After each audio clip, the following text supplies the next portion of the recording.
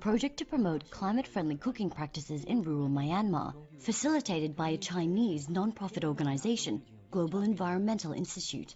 The causes of global warming and climate change in China, or the impacts in China, really spread throughout the country and throughout the whole Asian region. Here, the organization is helping local authorities in Western China address severe drought. These local governments are really concerned with how to monitor community development in the face of this environmental crisis.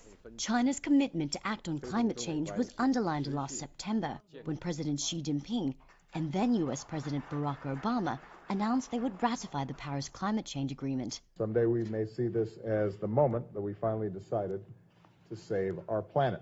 The world's two biggest emitters of greenhouse gases joined almost 200 countries in pledging to cut carbon emissions and halt global warming.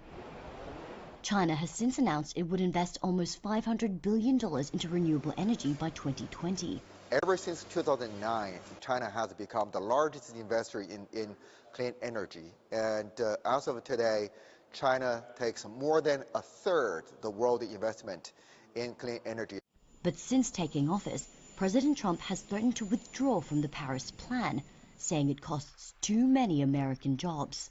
He's already rolled back Obama-era restrictions on carbon emissions and signed an executive order to restore coal mining on federal lands. My administration is putting an end to the war on coal. But experts say a U.S. withdrawal from the deal would have little effect on China's own commitment. China has already made itself very clear that its climate action is driven primarily by its domestic interests and concerns. It needs to clean up the air and the water for its own citizens. China has promised to cap carbon emissions by 2030. Coal consumption, the major cause of air pollution and emissions, has fallen 3 years in a row.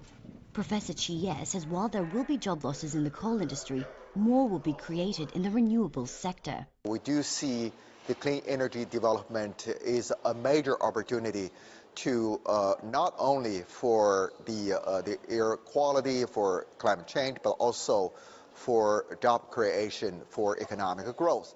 While China pursues its ambitious environmental goals, it's urging the U.S. to do the same and stick with the Paris deal. President Trump is expected to make his final decision ahead of the Group of 7 leaders meeting next month. In Beijing, Katrina Yu, SBS World News.